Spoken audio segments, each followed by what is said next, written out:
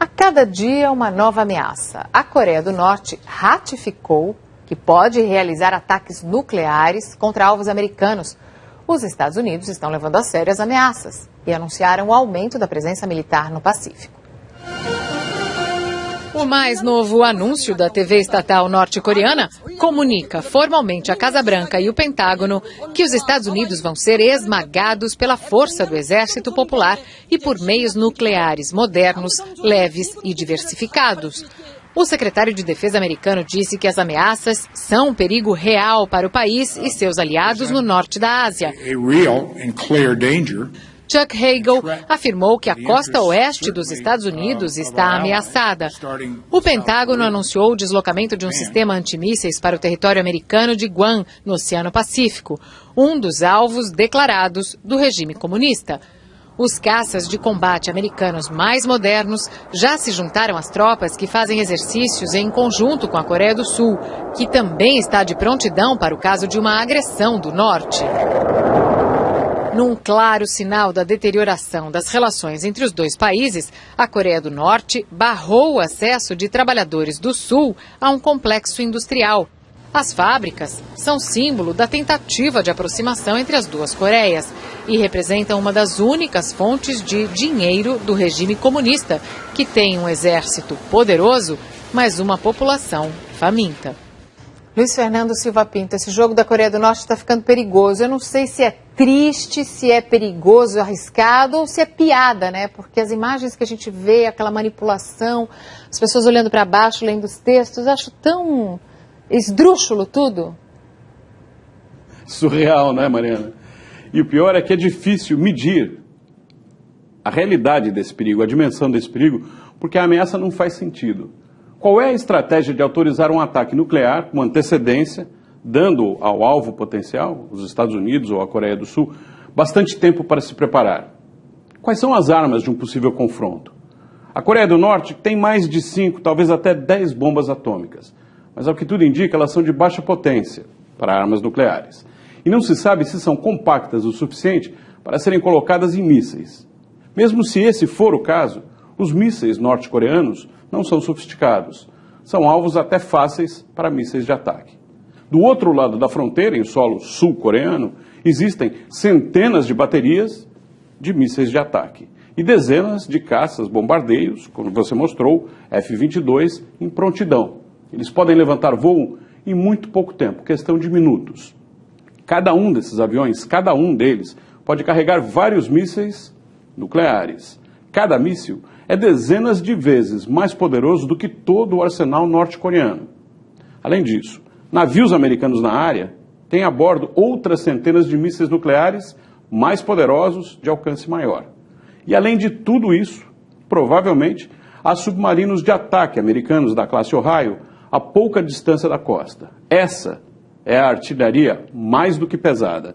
Não há defesa contra os mísseis balísticos que esses submarinos disparam. São mísseis leves, feitos com epóxi de grafite, mudam de curso rapidamente, são rápidos, 2 minutos depois de serem lançados, estão voando a mais de 20 mil quilômetros por hora e têm um poder de destruição que só pode ser definido como apocalíptico. São ogivas nucleares múltiplas em cada míssil e cada ogiva tem megatons de potência. Um desses mísseis pode destruir toda uma cidade como Pyongyang.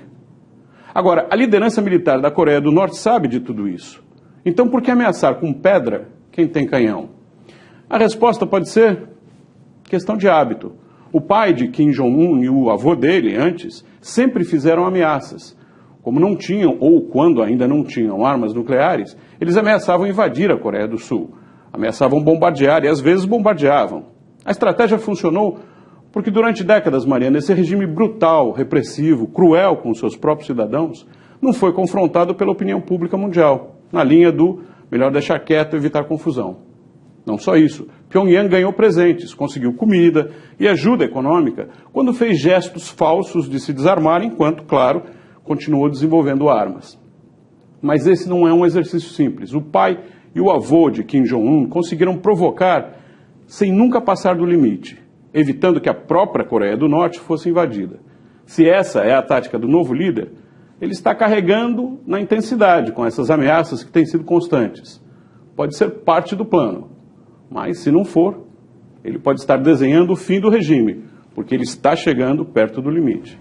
No final, talvez ele faça até um bem, porque não dá para entender. Eu acho que quando a gente se pergunta por que essa ameaça, a resposta do outro lado deve ser, e por que não? É isso. Obrigada, Luiz Fernando. O secretário-geral das Nações Unidas, Ban Ki-moon, disse hoje que está muito preocupado com a crise na Península Coreana e suas possíveis consequências. O alerta foi feito horas depois da Coreia do Sul anunciar que detectou a movimentação de mísseis na vizinha do norte. Mais um capítulo na escalada de tensão na Península Coreana. O arsenal que a Coreia do Norte costuma exibir em paradas militares nas ruas de Pyongyang estaria pronto para entrar em ação. É o que afirma o ministro da Defesa da Coreia do Sul. Mísseis de médio alcance estariam sendo deslocados para a costa leste do país. Se forem lançados, teriam alcance para atingir a Coreia do Sul, o Japão e o território americano de Guam, que fica no Oceano Pacífico. Mas não chegariam nem perto do continente norte-americano. Mensagens interceptadas pelos americanos sugerem que o ataque poderia acontecer nos próximos dias ou semanas. O ministro da Defesa da Coreia do Sul disse que o país estaria preparado para reagir no caso de um ataque, mas não acredita que o vizinho do norte vá provocar uma guerra total. O governo russo disse que as violações norte-coreanas às resoluções da ONU são inaceitáveis. Os inspetores da Agência Internacional de Energia Atômica e os técnicos americanos acreditam que os mísseis norte-coreanos não têm capacidade para carregar material nuclear. Pelo sim, pelo não, os Estados Unidos já estão deslocando para Guam uma bateria de foguetes antimísseis, programados para interceptar os mísseis inimigos em pleno ar. A instalação do sistema estará concluída em poucas semanas. A porta-voz do Departamento de Estado disse que é hora de mudar o rumo da tensão crescente entre as duas Coreias e baixar o tom. Os Estados Unidos querem quebrar o ciclo de provocações que parece ter ido longe demais, mas pode ter chegado tarde para evitar o pior, que a Coreia do Norte lance um ataque que pode afetar todo o equilíbrio de forças da região. Vamos falar agora ao vivo com a Sandra Coutinho. A Casa Branca hoje não se pronunciou, Sandra, mas houve muita movimentação nos bastidores, claro. Claro, não. O dia foi de intensas conversas com os principais ameaçados, Mariana, diplomatas da Coreia do Sul e do Japão. O governo Obama hoje preferiu agir nos bastidores, porque considera que qualquer nova declaração pode botar mais lenha nessa fogueira que está difícil de ser apagada. A diplomacia americana já tinha sinalizado que queria enviar um emissário para esfriar a crise, mas o governo norte-coreano nem respondeu. Na contramão do envio de navios e de um sistema antimísseis para Guam, os americanos tentam reduzir o impacto dos exercícios conjuntos com a Coreia do Sul, que foi o estopim dessa crise. Os treinamentos mais ameaçadores e mais próximos à fronteira com o norte podem ser até cancelados. No passado, o ex-presidente Bill Clinton chegou a cancelar os exercícios para forçar uma volta ao diálogo com a Coreia do Norte.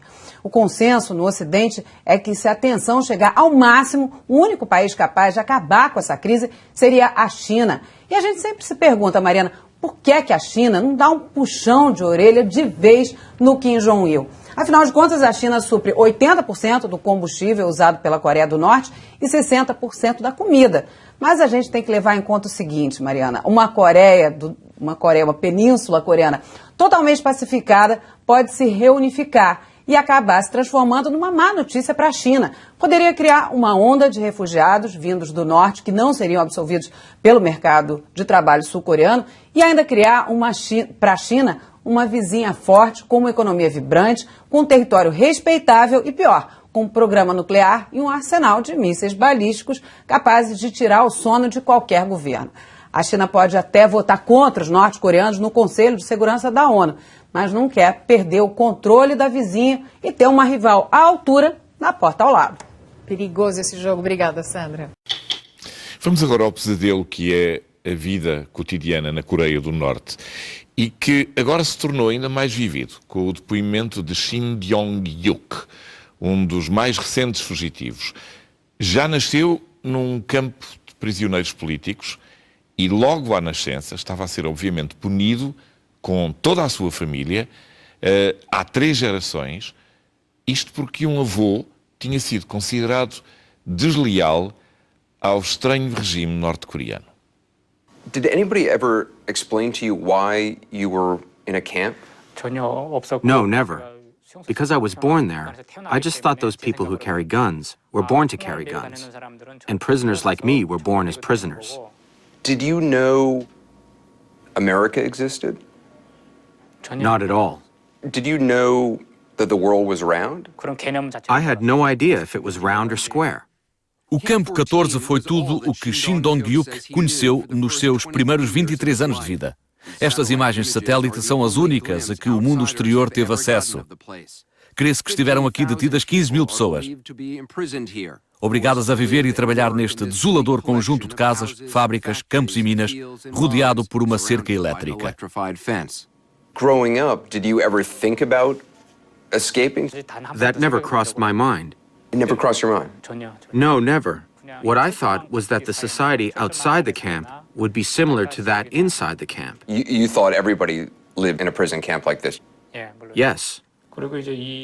Shin disse-nos que nasceu nesta casa. Os pais eram prisioneiros e o casamento deles, se assim se pode chamar, foi uma recompensa dos guardas pelo trabalho árduo.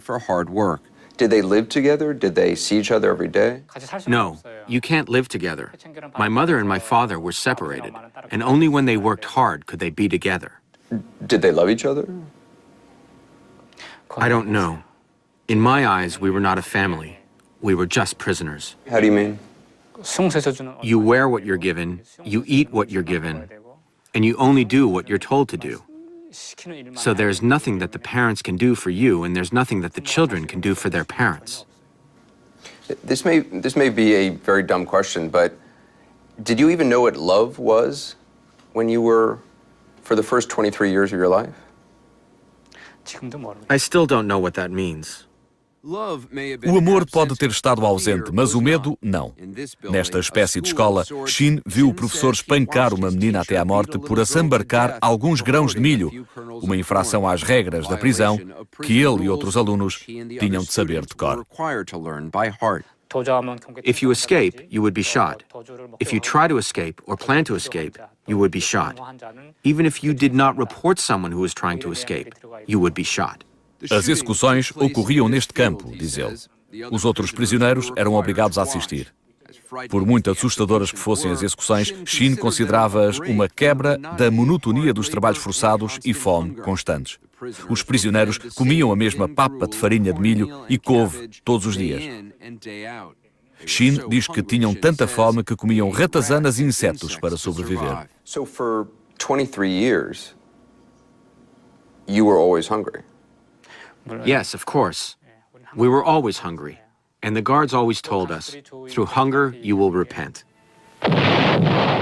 Shin e a família provavelmente cumpriam penitência porque 2 dos seus tios terão desertado para sul durante a Guerra da Coreia. Shin acredita que foi por isso que o pai e o avô foram para o Campo 14 e que, por isso, ele deveria ficar até morrer.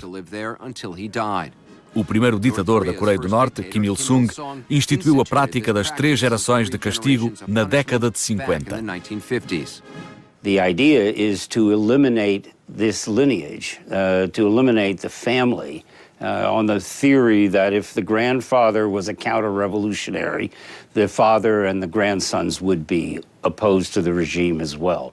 David Ock é um investigador de direitos humanos que entrevistou dezenas de ex-detidos e guardas dos 6 campos de presos políticos ativos na Coreia do Norte. The largest number of people in the prison camps are those who are the children or grandchildren of people considered to be wrongdoers or wrong thinkers. I've never heard of anything like that. It's unique in the 20th or 21st century. Mao didn't do it, Stalin didn't do it. Hitler, of course, tried to exterminate entire families. But in the post-World War II world, it's only Korea that had this practice. A Coreia do Norte nega a existência de prisões políticas, mas não autoriza a inspeção de observadores externos ao Campo 14 e a outros locais. There's no way to verify all the details of Shin's story. Do you believe his story? Oh, sure. His story is consistent with the testimony of other prisoners in every respect. Também há provas físicas que ainda hoje ele apresenta. Falta-lhe a ponta do dedo. Terá sido cortada como castigo por ter avariado uma máquina numa fábrica da prisão. Também tem cicatrizes consideráveis nas costas, barriga e tornozelos que prontamente nos mostrou, mas teve vergonha de mostrá-las para a câmara. Diz que foi este o local das agressões, um centro de tortura subterrâneo. Foi torturado porque a mãe e o irmão mais velho foram acusados de tentativa de fuga. Ele tinha apenas 13 anos. Did they think that you were involved in the escape? I'm sure they did. How did they torture you? They hung me by the ankles, and they tortured me with fire. And from the scars that I have, the wounds on my body, I think they couldn't have done more to me. Shin diz que tentou convencer os interrogadores de que não fizera parte do plano de fuga. Não sabia se os tinha convencido até que um dia o levaram para o campo das execuções. When I went to the public execution site, I thought that I might be killed. I was brought to the very front. That's where I saw my mother and my brother being dragged out. And that's when I knew that it wasn't me. How did they kill your mother? They hung her, and they shot my brother. Fala nisso sem mostrar comoção e admite que não se sentiu triste ao assistir à morte da mãe e do irmão. Eles tiveram o que mereciam. Afinal, tinham violado as regras da prisão. He believed the rules of the camp like gospel. Blaine Harden é o correspondente veterano que contou a história de Shin em primeira mão no Washington Post e depois escreveu um livro sobre a vida dele. He had no compass by which to judge his behavior. He had a compass, but the compass were the rules of the camp. The only compass he had. And it was only when he was 23, when he met somebody from the outside, that started to change. When he met Park. When he met Park. Park era o novo prisioneiro que Shin conheceu quando trabalhava na fábrica têxtil do Campo 14. Ao contrário de Shin, Park vira o mundo exterior, viver em Pyongyang e viajar pela China. Começou a contar a Shin como era a vida do outro lado da cerca. I paid most attention to what kind of food he ate outside the camp. What kind of food had he eaten? Oh, a lot of different things. Broiled chicken, barbecue pig. The most important thing was the thought that even a prisoner like me could eat chicken and pork if I were able to escape the barbed wires. I've heard people define freedom in many ways. I've never heard someone define it as broiled chicken. I still think of freedom in that way. Really? That's what freedom means to you? People can eat what they want. It could be the greatest gift from God. You were ready to die just to get a good meal. Yes. Teve a sua oportunidade em janeiro de 2005, quando ele e Park estavam a apanhar lenha nesta zona remota, perto da cerca elétrica. Quando o sol se pôs, decidiram fugir. And as they ran towards the fence, Shin slipped in the snow. It was a snowy ridge, fell on his face. Park got to the fence first and thrust his body between the first and second strand and pulled down that bottom wire and was immediately electrocuted. How did you get past him? I just crawled over his back. So you literally climbed over him? Yeah. Agora era um fugitivo na zona rural da Coreia do Norte, um dos países mais pobres e repressores do mundo. Mas não era essa a sua perspectiva.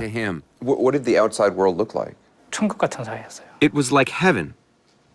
People were laughing and talking as they wanted. They were wearing what they wanted. It was very shocking. How did you manage to get out of North Korea? I was just trying to get away from the camp, and I ended up going north. And on the northern side, people talked a lot about China. Did you know where China was? No, not at all. It just happened that the way I was going was toward the border. Com muita sorte e astúcia, Shin conseguiu atravessar a fronteira roubando e subornando pessoas e entrou na China, de onde o deportariam se fosse apanhado. Em Xangai, entrou no consulado da Coreia do Sul e foi-lhe concedido asilo. Em 2006, chegou à Coreia do Sul sem ter um único amigo. Sentiu-se tão dominado pelo choque cultural e pelo stress pós-traumático que teve de ser hospitalizado. Mais de 7 anos depois, a evolução de Shin é extraordinária. Agora, com 30 anos, já fez amigos e construiu uma nova vida em Seul, na Coreia do Sul. Mas os velhos demónios do Campo 14 nunca o abandonaram. E agora Shin admite que escondia algo. Há 2 anos, finalmente confessou ao autor Blaine Harden. When he first told me about the execution of his mother and brother, he didn't say that he had turned them in. You reported your mother and your brother. Yes. What did you hope to get out of reporting your mother and your brother? Being full for the first time. More food. Yes. But the biggest reason was I was supposed to report it. Why was Shin tortured after ratting out his mother and brother? The guard who he ratted out to did not tell his superiors that he got the information from Shin. So the guard basically was trying to claim credit. Yes. Só depois de ver o que era a vida familiar fora do Campo 14 é que Shin se sentiu culpado pelo que fizera à própria mãe e ao irmão. My mother and brother, if I could meet them through a time machine, I would like to go back and apologize. By telling this story, I think I can compensate, kind of repent for what I did.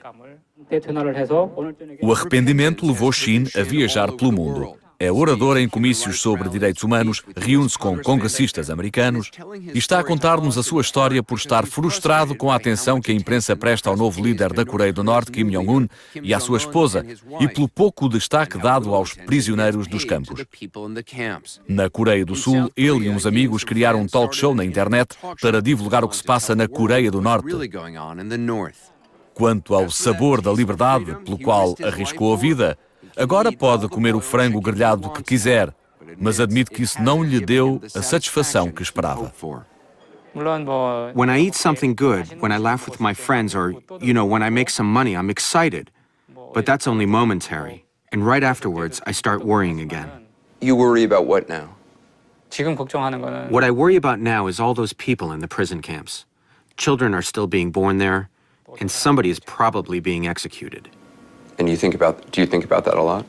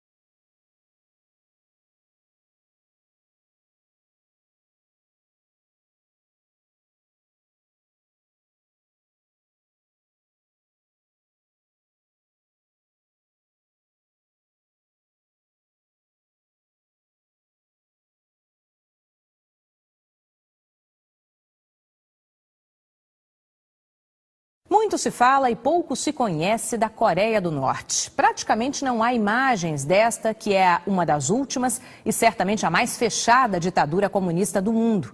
Depois de muitos meses de negociação, a editora Mônica Gugliano, o repórter cinematográfico Eudilson Riso e eu embarcamos para 5 dias nesse país que não conhece liberdade de imprensa, mantém-se hermético a qualquer influência externa e ameaça o mundo com armas nucleares.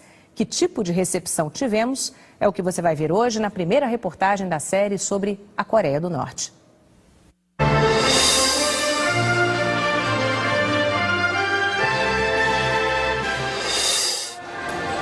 Para um voo que tem como destino a Coreia do Norte, este até que estava bem cheio. São apenas 2 por semana, partindo de Pequim, na China, direto para Pyongyang. Quem embarca neles, em geral diplomatas e funcionários de organizações de ajuda humanitária, sabe que conseguir o visto é apenas a primeira dificuldade. Já na chegada, percebemos que teríamos muitas outras pela frente. Mas pelo menos teríamos um carro. Na verdade, um micro-ônibus. São pouquíssimos os veículos circulando nas ruas da capital coreana. E todos do governo, para servir aos altos funcionários do partido. E teríamos companhia. 4 guias permanentemente conosco. E todos falavam espanhol e entendiam português. Além do impecável motorista, um assistente caladão, mas incansável, a representante do Comitê de Relações Culturais com a América Latina, Kim Suk, e o Sr. Kim, com quem descobriríamos nosso primeiro choque cultural. Na chegada ao hotel, quando pedi de volta nossos passaportes e nossos bilhetes aéreos, recolhidos por ele no aeroporto, soube que só veríamos os documentos de novo na despedida. É o mesmo com todos os visitantes do país?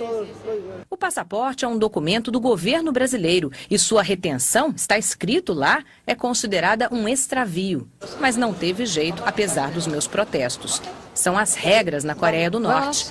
Rapidamente entendemos que a visita havia sido cuidadosamente planejada por eles e sair do roteiro estava fora de questão. Pelo menos não estávamos sozinhos. O controle da informação é o mesmo para os cidadãos coreanos. Esse povo ordeiro e disciplinado que a gente vê nas ruas só tem acesso na TV aos 3 canais estatais. Livros, quase todos escritos pelo grande líder Kim Il-sung, que deixou no poder, depois de sua morte em 94, o filho Kim Jong-il. E é dele que se ocupam hoje os jornais, todos do partido. Além de longos editoriais enaltecendo o governo, o que se publica são notícias e fotos do dirigente, onde ele esteve, o que viu e o que decidiu para o bem da população. Os filmes feitos aqui também são pura propaganda ideológica com forte conteúdo moral. Como nesta história, em que a mocinha abdica do amor para servir à comunidade. E assim fomos sendo levados, de um monumento a outro, como este aqui, o Arco do Triunfo coreano, 5 metros mais alto que aquele de Paris, fazem questão de nos dizer nossos guias, e que homenageia a volta do grande líder da guerra contra o Japão. Na cidade, impecável, limpa, nenhuma vitrine, nenhum anúncio, a não ser estes, no alto dos prédios, com frases de incentivo ao regime. O líder camarada Kim Il-sung está conosco. Ou, sigamos o caminho apontado pelo general. Ou, viva a unidade entre o exército e o povo.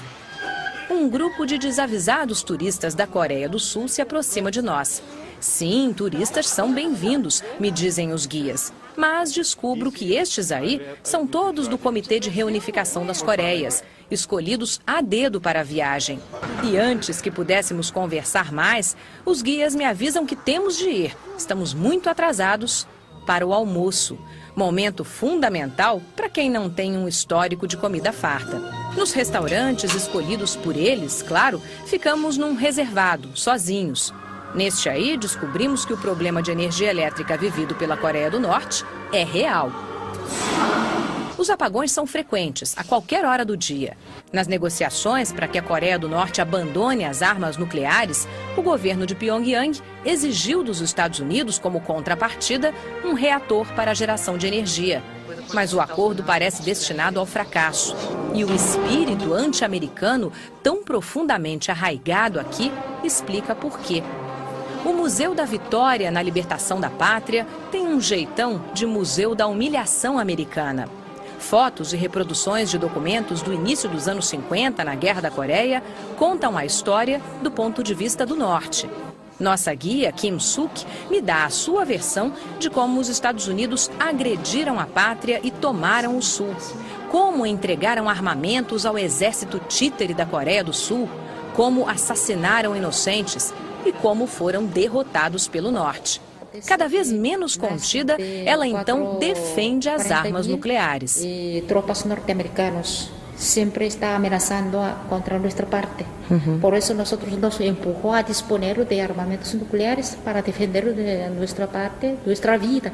A comunidade internacional supõe que os reatores estejam localizados em Daecheon e Yongbyon, duas das várias áreas proibidas do país, onde também ficam as penitenciárias políticas, como a de Iodok, objeto de inúmeros relatórios das comissões internacionais de direitos humanos que afirmam que para lá vão os desafetos do governo, em prisão perpétua. A disciplina imposta faz de nossos guias coreanos gente que não gosta de negociar. Pedimos para visitar um mercado, insistimos. Acabaram nos levando a uma lojinha de produtos para turistas. O Sr. Kim explica. Está proibido filmar, tirar foto, tudo está proibido. Sim, aí dentro aí vemos todo.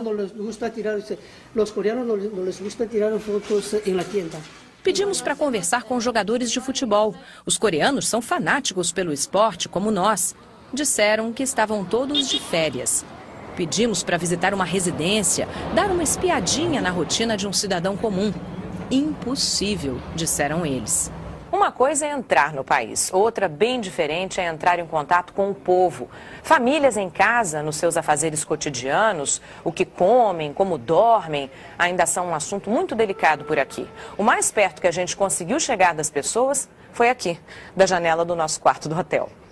Hotel do qual, aliás, só saímos acompanhados dos guias, que também se hospedaram ali para nos assistir melhor durante a visita.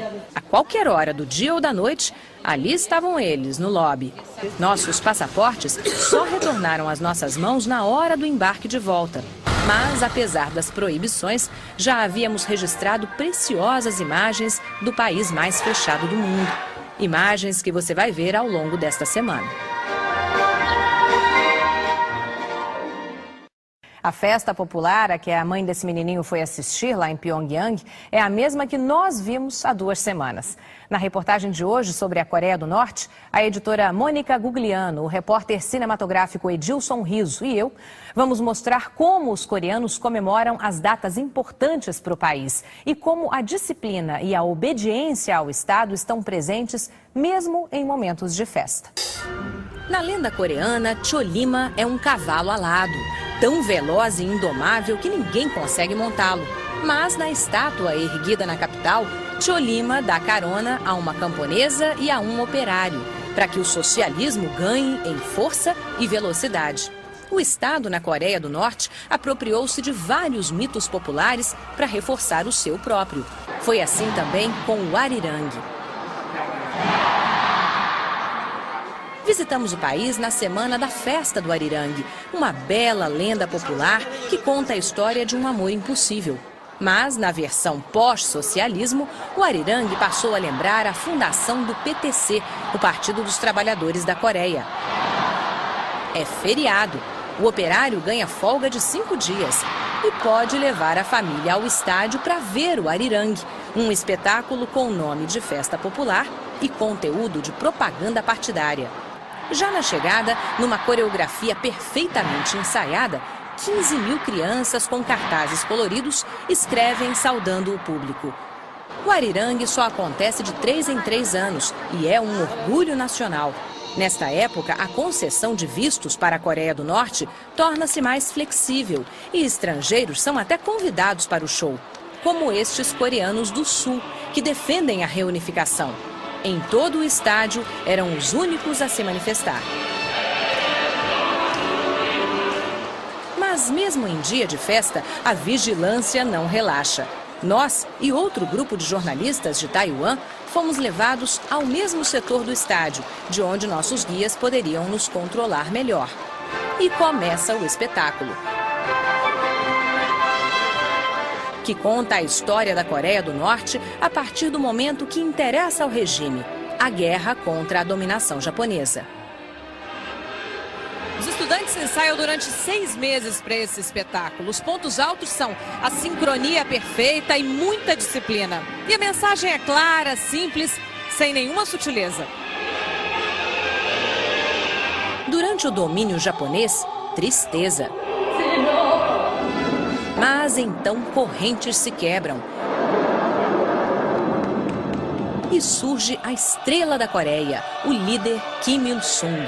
O general que, diz a canção, acendeu as luzes nos corações coreanos, dando fim à exploração japonesa e levando a Coreia à sua primavera socialista. O general é onipresente, está em todos os cantos do país, dia e noite. O general é onisciente, tudo sabe, tudo vê e sempre tem razão. Só que o general, figura central desta e de qualquer outra festa na Coreia do Norte, já morreu. Seu filho e sucessor, Kim Jong-il, está no poder desde 94 e estava lá na estreia do espetáculo. Mas é a figura do líder morto, Kim Il-sung, que ainda tem poder de tornar férteis as montanhas rochosas, trazer energia de grandes hidrelétricas, transformar em prosperidade as agruras do país. Milhares de soldados da Universidade Militar mostram do que é capaz o exército de defesa do líder. Ninguém pode acabar conosco, dizem eles. Nem os americanos, odiados por terem dividido a nação coreana. É um show impressionante, sem dúvida. Mas não admite improviso, nem criatividade. É um espetáculo de disciplina, obediência e medo. As coreografias dão ênfase ao desempenho do conjunto. E as músicas, quase todas hinos e marchas militares, falam do bloco monolítico coreano, um povo e seu líder, que a todos trouxe felicidade e a quem todos devem seguir. E o público ali, quieto, ordeiro, sem nenhuma reação, seja de encantamento, cansaço ou amargura. No fim do show, pedimos para conversar com alguém, entrevistar um dos espectadores. Mas é claro que a resposta foi não. Só nos restou o espetáculo da saída do estádio, tão disciplinado quanto o que havíamos visto lá dentro. O país vive sob um regime de ausência total de liberdades. Mas a ditadura comunista mais fechada do mundo passa por transformações. Muito lentamente começa a se abrir. Mas é difícil prever qual será o desfecho desse processo. E é o que você vai ver hoje na terceira reportagem da série sobre a Coreia do Norte. À primeira vista, Pyongyang é uma cidade como outra qualquer, só que nos anos 50. Casais passeiam pelas ruas com seus filhos, as mulheres com roupas comportadas, saias abaixo do joelho, blusas fechadas ou com um vestido tradicional, usado em dias de festa. E é festa em Pyongyang. Visitamos o país durante a comemoração dos 60 anos do Partido dos Trabalhadores da Coreia, época em que a cidade fica cheia de turistas. Acredite, ela parece ainda mais vazia em dias normais. Carros quase não há. No regime comunista não há propriedade privada. Só os altos funcionários do governo usam carros, cedidos pelo partido. O trabalhador usa o transporte coletivo, ônibus ou o metrô. As estações são impressionantes. Você entra numa e vai descendo, descendo. A escada rolante parece não ter fim. São apenas 2 linhas que quase nunca ficam cheias. Tem-se a impressão de que, mais do que alternativa de transporte, o metrô é um abrigo antiaéreo. O medo de um ataque americano é constante por aqui. Pyongyang é uma cidade bonita, embora um tanto vazia. Organizada, embora um tanto triste. Pyongyang é o cartão de visitas de um comunismo que se imagina perfeito. Uma cidade cenário. Pyongyang ficou em ruínas depois da Guerra da Coreia e foi reconstruída a partir de 1953, segundo o modelo urbano soviético. Hoje a cidade é o mais bem acabado exemplo do stalinismo arquitetônico. Avenidas largas, conjuntos residenciais em blocos austeros, dezenas de monumentos que lembram a Revolução Socialista e praças monumentais. Aqui vivem 3 milhões de pessoas divididas em 25 bairros. E para que todos tenham onde morar, novos edifícios são erguidos o tempo todo pelo governo, que cede os apartamentos aos cidadãos. Os critérios são pouco claros. Quem ganha as melhores moradias? As famílias maiores? Ou aqueles cidadãos considerados heróis, grandes patriotas, os merecedores? E o que define um merecedor? O governo sempre sabe decidir, me dizem os guias. Rian Kong-ju é uma cidadã exemplar. Recebeu várias medalhas pelo trabalho no Museu da História da Revolução e não é difícil adivinhar por que a deixaram falar conosco. Rian Kong-ju é só elogios ao governo. Mas apenas por sua aparência se adivinha que viver na Coreia do Norte não é fácil. E é fora da capital, a cidade escolhida como símbolo de competência administrativa, que começa a vida real. A rotina dos camponeses é tirar do solo o máximo que puderem, com as mínimas condições que possuem e brigando contra a geologia. A terra exausta produz cada vez menos. Apesar de precisar tremendamente de comida para alimentar 20 milhões de habitantes, a Coreia do Norte não é um país de terras férteis. Apenas em 20% do seu território se pode plantar. O resto é feito de montanhas rochosas. Agora é época de colheita de arroz, atividade que os camponeses realizam com as próprias mãos. Não vimos nenhuma única máquina agrícola, nenhum trator, nenhuma colheitadeira ou caminhão para transporte de grãos. O exército ajuda no trabalho. Na Coreia do Norte, o serviço militar é obrigatório para homens e mulheres. As fazendas são coletivas. O governo recolhe a produção e distribui uma ração de 300 gramas por dia para cada cidadão, metade do mínimo recomendado pela Organização Mundial de Saúde. Por causa das constantes crises de fome no país, o partido passou a fazer vista grossa para o comércio paralelo de alimentos. Mesmo em Pyongyang, alguns quiosques privados vendem comida sem enfrentar a repressão oficial. Em outros setores, também já se percebe certa tolerância com temas antes considerados tabus. Em várias partes do país, já se pode pagar e receber usando moeda estrangeira. Conseguimos pagar ligações telefônicas até com dólares, embora as atendentes, talvez por falta de hábito, errem constantemente nas contas, sempre para nosso prejuízo, claro.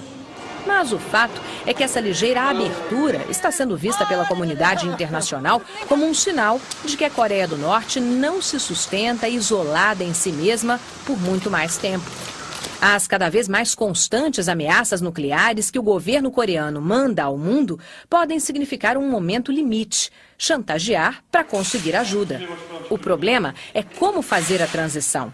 Permitir investimentos significa permitir informação. E o que move o povo coreano é justamente o conformismo da ignorância. Mas é óbvio que estão cansados. As privações, a fome, cobram seu preço. Exaustos, foram treinados a resistir e farão isso enquanto puderem.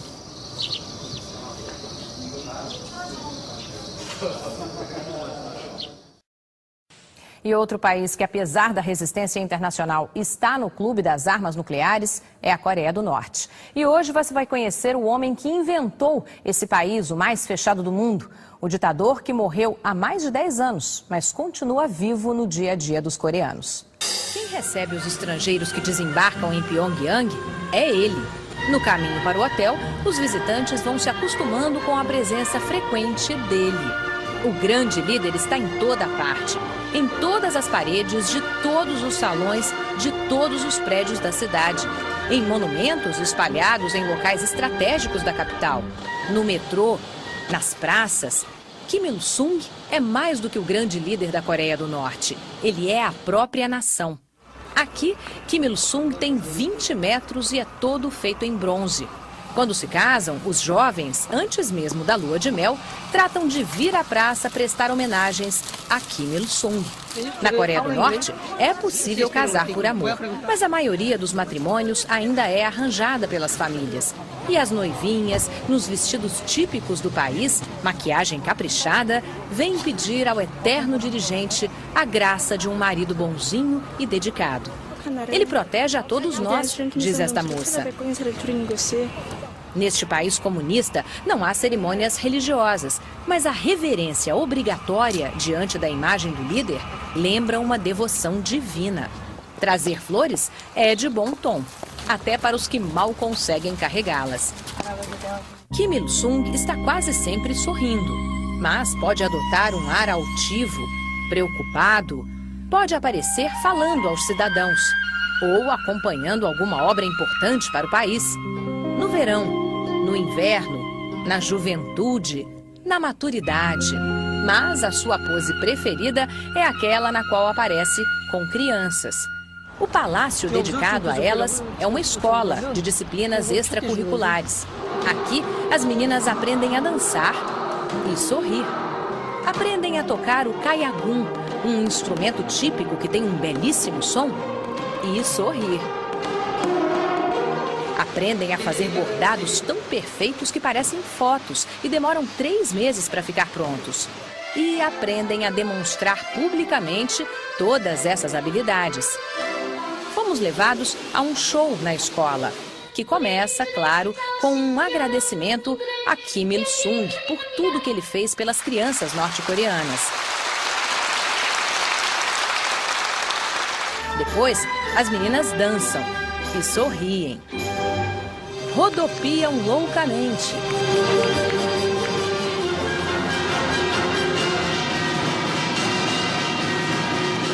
Sempre sorrindo. Os pequenos são capazes de passar um tempo infinito nas posições mais desconfortáveis, mantendo uma inexplicável expressão de felicidade. Deve ser a alegria de ser filho de Kim Il-sung. Todos os coreanos consideram-se descendentes do pai da nação. Na verdade, órfãos dele. Kim Il-sung morreu em 94 e deixou em seu lugar o filho mais velho, Kim Jong-il. Mas nem tente dizer por aqui que o grande líder morreu. Para os coreanos, ele está mais vivo do que nunca. O líder deixou como ensinamento principal a filosofia Juche, uma filosofia que estrangeiros custam a entender, lembrada nesta torre de 170 metros. É mais ou menos o seguinte: a palavra Juche pode ser traduzida por dono do corpo. Ela ensinou aos coreanos a não depender de nenhum dos perigosos países vizinhos. Eles seriam sempre donos do corpo, donos do país, donos da revolução, tendo à frente, claro, o supremo comandante. A casa onde Kim Il-sung supostamente nasceu é venerada, virou local de peregrinação. Trata-se de uma construção muito simples, erguida pelos avós do grande líder. Fruto de uma família humilde, Kim Il-sung teria decidido, aos 12 anos de idade, resgatar a pátria do domínio japonês. Aos 14 anos, teria abandonado a casa para lutar pela independência e só voltaria 20 anos mais tarde como herói da nação. Em torno da casinha, os coreanos construíram um lindo parque, com muitos pinheiros, árvore que, costumava dizer Kim Il-sung, é o símbolo da firmeza do povo, e um mirante, de onde se vê quase toda a capital, durante o dia, porque à noite é difícil enxergar qualquer coisa na cidade. Pyongyang, como toda a Coreia do Norte, enfrenta apagões constantes. Falta dinheiro para investir na geração de energia. Os moradores da cidade têm que racionar o uso da luz. Afinal, é preciso iluminar os monumentos que lembram o soberano líder. O eterno presidente Kim Il-sung é conhecido e venerado entre os coreanos pelos mais diversos adjetivos. Alguns que eu ouvi e consegui anotar são os seguintes: Sol eterno, general, pai da nação, salvador dos oprimidos, libertador da nação, generalíssimo, estrela da Coreia, protetor do país, presidente eterno e onipresente, incansável protetor da pátria, grande líder, fundador do socialismo coreano, líder máximo. É por tudo isso que uma das marcas registradas dos coreanos do norte é o broche que trazem sempre do lado esquerdo do peito, o lado do coração, com a imagem de Kim Il-sung. Um ditador tão poderoso que conseguiu sobreviver à própria morte. Um político tão habilidoso que transformou em sucessor o filho polêmico e com fama de playboy. O líder que inventou o país mais fechado do mundo. As armas nucleares coreanas são uma ameaça usada com veemência por um governo que precisa de ajuda. A Coreia do Norte, separada da Coreia do Sul desde o fim da Segunda Guerra, agora quer a reunificação. E por quê? É o que você vai saber na reportagem de hoje sobre o país mais fechado do mundo. E você vai conhecer também a fronteira entre Coreia do Sul e Coreia do Norte. Não há lugar na Coreia do Norte que não tenha a presença do exército. Ele é um dos pilares que sustentam o regime. Os coreanos do Norte aprenderam muito sobre a arte da guerra com os soviéticos e ainda carregam nos uniformes a lembrança do antigo aliado.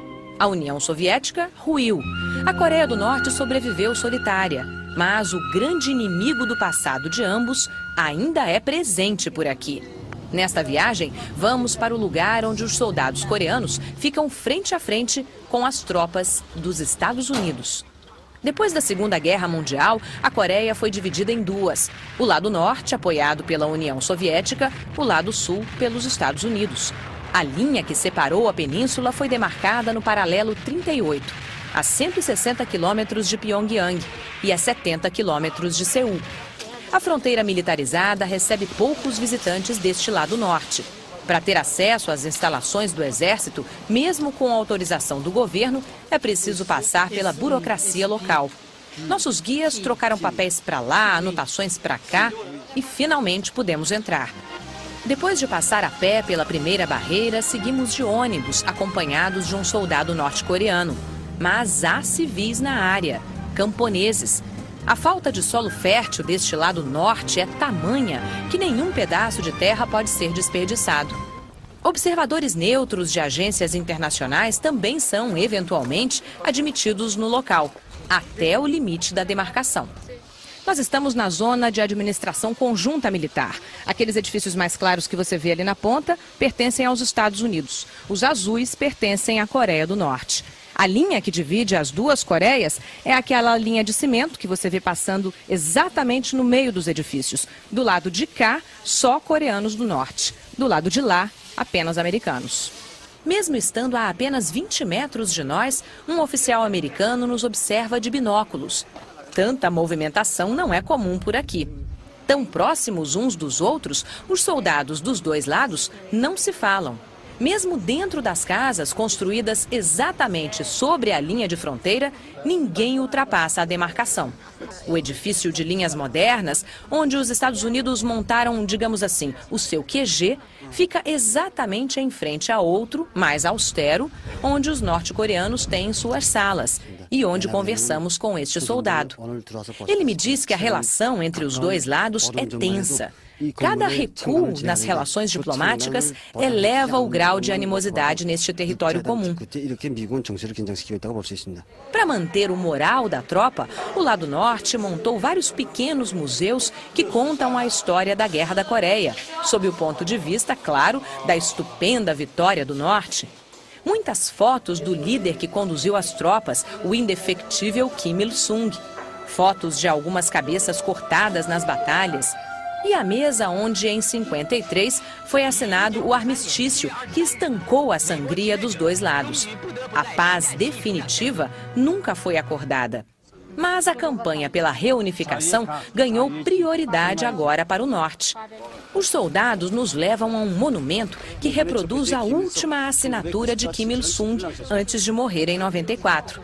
Ele teria deixado um documento com o seu desejo derradeiro, a união da península.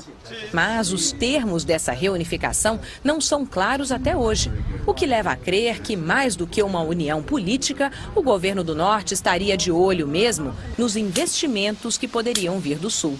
Aquele mesmo soldado que entrevistamos me diz que torce por uma nação única, mas que, se for necessário, estará pronto a derramar seu sangue pela pátria do Norte. Enquanto as negociações prosseguem no terreno diplomático, enquanto as ameaças são mantidas no campo militar, no território físico, milhares de famílias continuam separadas e talvez já nem se reconheçam mais num grande reencontro. A Coreia do Sul entrou confiante no século XXI. O lado norte parece ter mergulhado em si mesmo nos anos 50 e permanece lá até hoje.